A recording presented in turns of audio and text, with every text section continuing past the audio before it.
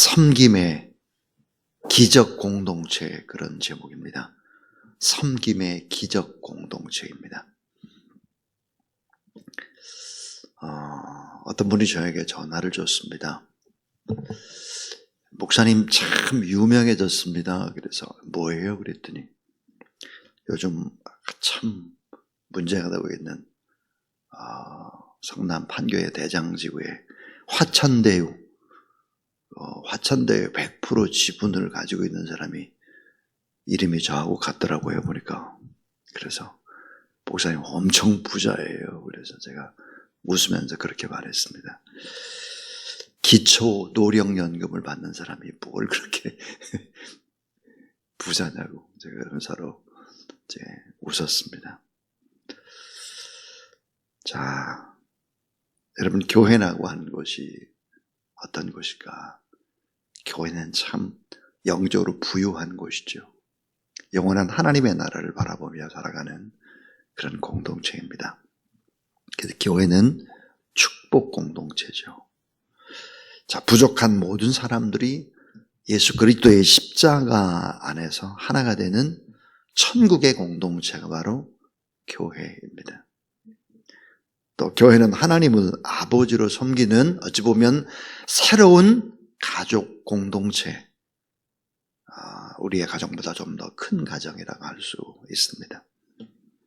이 교회는 좀 특별한 곳인데요. 이 교회는 혈육을 뛰어넘는 예수 그리스도의 피로 새롭게 형제가 되고 자매가 된 사실은 사랑의 공동체입니다. 그러니까 혈육을 뛰어넘어야 돼요. 교회 안에서 자꾸 자기 가족의 얘기를 너무 많이 한다든지 이게 바람직스럽지 않아요. 왜 그런가 하면 예수 그리스도의 자기 피로 제사함을 우리에게 허락하신 혈육 이상의 그 놀라운 피의 공동체, 사랑의 공동체이기 때문입니다. 교회는 경배와 찬양이 있는 세상과 다른 경건 공동체죠. 또 교회는 복음을 전하는 사명을 받고 그리고 많은 사람들을 작은 것이 아니라 큰 꿈을 꾸게 만들고 이 땅에서도 영원한 하나님의 나라에도 꿈꾸게 하는 선교의 공동체다 하는 것입니다. 근데 오늘 본문에 또 하나의 교회는 어떤 것일까? 교회는 나눔과 섬김의 공동체가 되어야 한다는 것을 강조하고 있습니다. 교회 안에는 다양한 연령과 다양한 신분과 각기 다른 성품의 사람들이 모였습니다. 공통 분모가 거의 없는 사람들이죠. 그런데 성령 안에서 하나가 되어서 영적 가족의 섬김 공동체가 바로 이 교회다. 그래서 교회는 가장 강력한 소망 공동체고 특별한 가족 공동체고 혈육을 뛰어넘는 그런 예수 그리스도의 피의 공동체가 바로 이 교회인데요. 이 잘못하면 이 공동체가, 이 커뮤니티가 쉽게 깨지고 상처받고 분열되는 공동체가 될 수 있다 하는 것입니다. 제가 미국의 여러 교포교회에 가서 말씀을 또 전거하고 또 뉴질랜드에 또 교회도 개척하고 뭐 이렇게 했지만 제가 보니까 한인교회가 너무 쉽게 나눠집니다. 너무 쉽게 상처받고 너무 쉽게 많은 사람들이 목사 한 사람이 가게 되면 저분 또 교회를 개척하려고 그러는구나, 누구 데려가가지고 또 뭐 하려고 하는구나, 이런 눈초리로 바라보는 거예요. 참 너무 많은 분열이 일어나는 것이 바로 한인교회였다는 생각이 듭니다. 교회는 다양한 연령과 계층이 함께 모이는 곳이어서 갈등도 많고 문제도 많고 분파도 많을 수가 있다는 거죠. 그래서 바울은 젊은 목회자인 디모데에게 성도들을 영적인 가족으로, 좀 더 큰 가정으로 잘 이렇게 섬기면서 배려하는 공동체로 이끌어갈 것을 권면하고 있는 것이 오늘 본문입니다. 오늘 말씀 속에서 성경의 권면에 귀를 기울이면 교회는 이런 것이고 가정은 이런 공동체구나 하는 것들을 깊이 알 수 있는 본문입니다. 자, 섬김의 기적 공동체 교회인데요.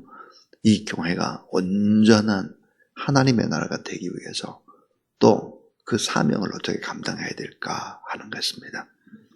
자, 첫 번째 원리입니다. 첫 번째는 가족 같은 마음으로 섬기는 기적의 공동체. 가족 같은 마음입니다. 교회는 예수 그리스도를 믿는 믿음으로 모인 가족의 공동체죠. 연령도, 사회적 신분도, 혈통도, 고향도, 학력도 다 다릅니다만은 가족 공동체다. 그래서 조금 더 큰 가정이라고 한다면 십계명에 내 부모를 공경하라 그랬습니다. 이 계명은 교회 공동체 안에도 그대로 적용이 돼야 된다 하는 거예요. 자, 연세가 많으신 연로하신 어르신들을 영적 가족 공동체인 교회 안에서도 그대로 영적인 아버지, 어머니 대하듯이 그렇게 효도해야 한다는 것이죠. 아버지를 대하듯이, 어머니를 대하듯이, 부모를 대하듯이, 친할머니, 친할아버지를 대하듯이 그렇게 하라 하는 것입니다. 자, 1절, 2절입니다. 1절, 2절 말씀을 보면 우리 한번 같이 읽지요. 시작. 늙은이를 꾸짖지 말고 권하되 아버지에게 하듯하며 젊은이에게는 형제에게 하듯하고 늙은 여자에게는 어머니에게 하듯하며 젊은 여자에게는 온전히 깨끗함으로 자매에게 하듯하라. 가족 같은 마음으로 하라 이 말이에요. 가족 같은 마음으로 교인들을 그렇게 섬기라 하는 거예요. 근데 그렇게 하고 있는가? 하는 거예요. 여러분 어떻습니까? 가족같이 교인들을 섬기고 있습니까?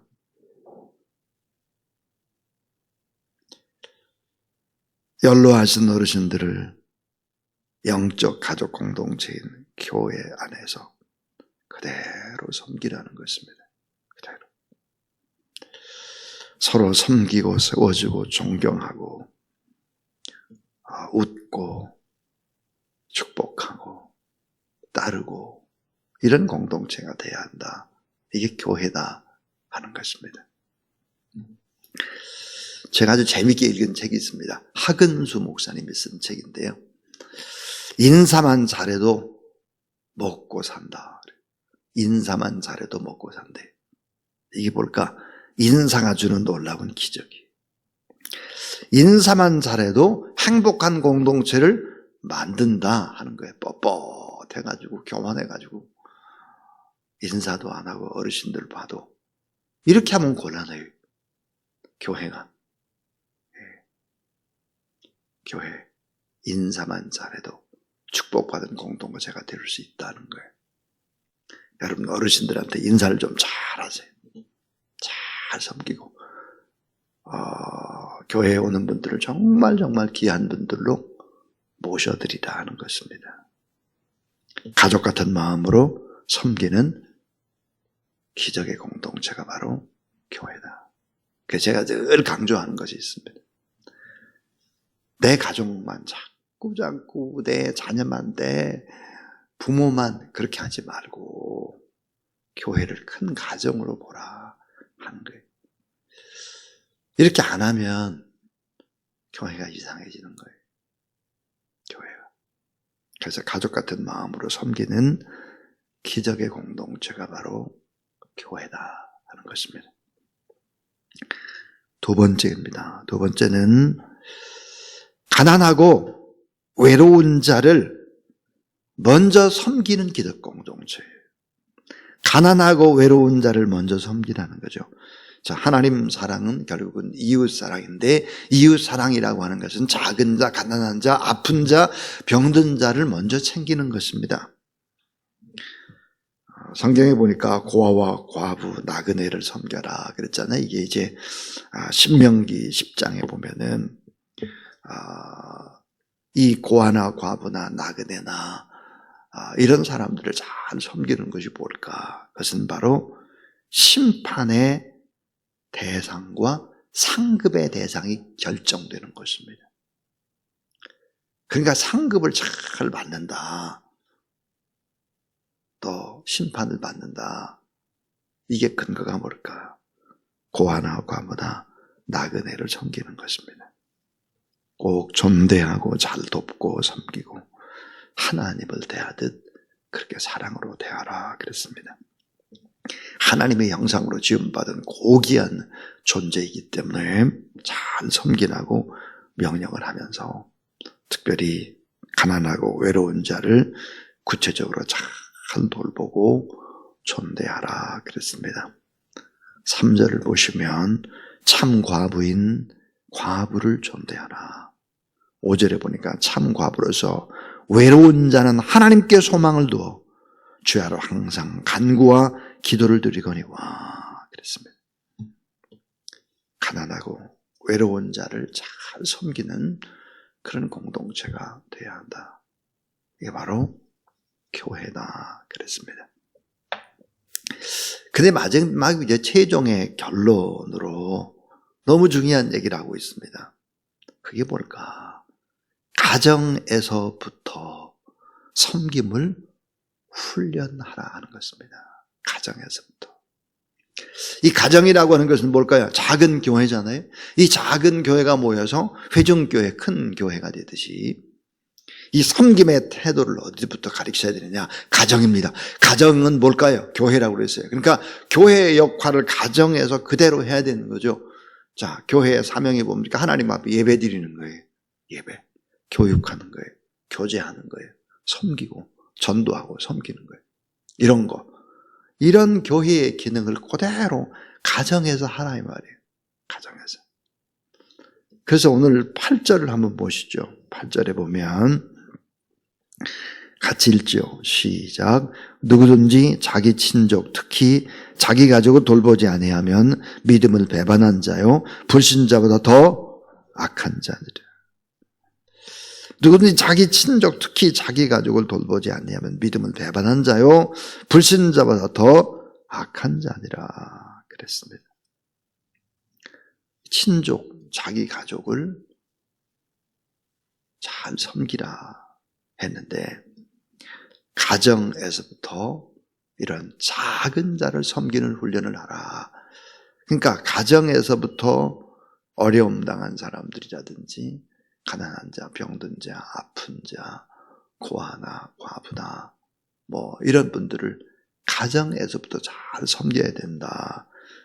그런 얘기를 하고 있습니다. 그래서 제가 요절이라고 했던 4절을 보시면 만일 어떤 과부에게 자녀나 손자들이 있거든 그들로 먼저 자기 집의 효를 향하여 부모에게 보답하기를 배우게 하라. 이것이 하나님 앞에 받으실 만한 것이니라 그랬습니다. 가정에서부터 작은 자를 섬기는 훈련을 하라 하는 얘기죠. 우리 속담에 이런 속담이 있죠. 집에서 새는 바가지가 밖에서도 샌대요. 그러니까 집에서 이걸 잘 하지 않으면 안 된다.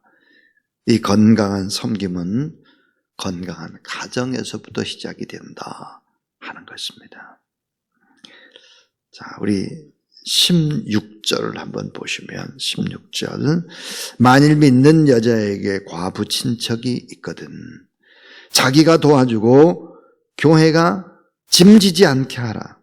이는 참 과부를 도와주게 하려 함이라 그랬습니다. 만일 믿는 여자에게 과부 친척이 있거든 그랬습니다. 가정에서부터 하라는 가정에서부터. 우리 교회가 하는 여러 가지의 일들을 가정에서 그대로 하고 있어야 된다 하는 것입니다.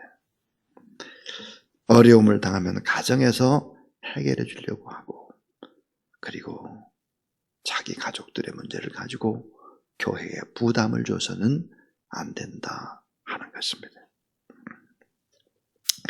자, 오늘 이 시대를 디지털의 시대에 그럽니다. 또 4차원의 시대에 막 그러잖아요. 5G의 시대입니다. 여러분 이 시대에 가장 필요한 것이 뭘까요? 지금 그래서 이런 시대를 가리켜서 하이테크의 시대라고 하는데, 이 하이테크의 시대, 차가운 기술혁명이 AI가 로봇이 장착돼서 인간을 대신하려고 하는 어마어마한 이런 하이테크의 시대, 디지털의 시대, 4차원의 시대, 5G의 시대, 이 시대에 가장 필요한 것은 무엇일까? 그것은 바로 하이터치의 시대입니다. 하이터치. 사랑이 없으면 안 되는 거예요. 따뜻한 가슴이 없으면 안 되는 거예요. 섬김이 없이는 안 되는 거예요. 이런 거 제대로 해야 되는 거죠. 이거. 제가 이제 교동협의회 회장인데요. 장지동 교동협의회 회장으로서 동장님께 그런 얘기를 했습니다. 동에서 만약에 꼭 필요한 일들이 있거나 또 복지의 사각지대가 있거나 그러면 빨리 연락을 하시라고. 100% 지원하겠다고. 100%. 가능한 한 동장님이 뭘 요구를 하거나 이렇게 하면 100% 하려고 합니다. 100%. 이번에 이제 이 장지동, 문정동 지역에 이제 연세가 많은 노인들이 계세요. 실버락 축제라고 하는 것을 합니다. 이 실버락 축제를 예전에는 뭐 이렇게 어르신들 다 모시고 이렇게 했는데 코로나 시대라 잘 못하잖아요. 그래서 작년부터 선물로 대신을 합니다. 그래서 동사무소라든지 송파구청의 예산 자체가 그걸 하기에 충분하지 못하죠. 그래서 2주 전에 동장님으로부터 전화를 받았습니다. 목사님 혹시 교동협의회에서 좀 어르신들을 위해서 도움을 줄 수 있겠습니까? 그래서 그 말씀을 하시자마자 하겠습니다. 제가 다른 교회에다 묻지도 않았습니다. 하겠습니다. 할 것입니다. 교회가. 그렇게 이제 이야기를 했죠. 이 지역사회 교회라고 하는 것이 어르신들을 공경하고 작은 자, 아픈 자를 섬기지 않을 때 교회라고 볼 수가 없어요. 또 다른 이익 집단이 되는 거예요. 가정도 마찬가지입니다. 나와 내 자녀만 돌보라고 가정이 있는 것이 아니에요. 계속해서 나누고 베푸는 것을 가정에서부터 훈련시키지 않으면, 어린아이들에게 훈련시키지 않으면 절대로 안 된다는 사실을 기억해야 합니다.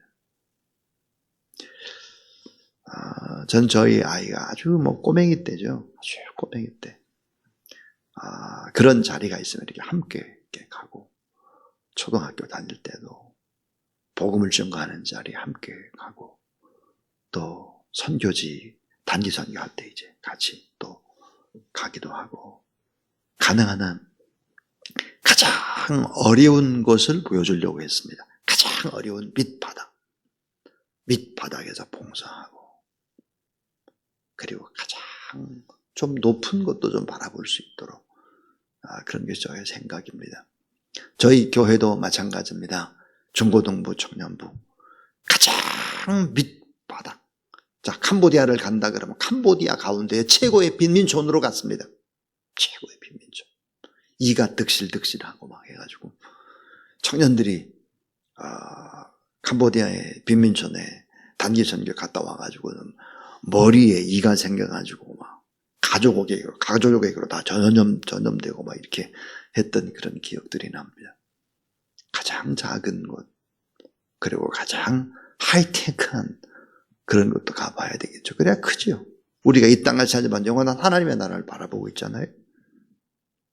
그래서 이 하이테크의 시대에 뭐가 필요할까요? 하이터치가 필요한 것입니다. 사랑이 필요한 것이죠. 자, 오늘 섬김의 기적 공동체가 교회밖에 없습니다. 교회밖에. 가족 같은 마음으로 섬기는 기적 공동체, 가난하고 외로운 자를 섬기는 기적 공동체. 이런 작은 훈련은 어디부터 해야 되느냐? 가정에서부터 섬김을 훈련하는 기적 공동체가 가정에서 있어야 된다 하는 얘기였습니다. 오늘 여러분의 가정과 교회 생활을 돌아보고 더 주님의 마음으로 섬기는 그런 여러분의 삶이 될 수 있기를 주님의 이름으로 축원합니다. 우리 288장 하나님 앞에 찬송 드리겠습니다.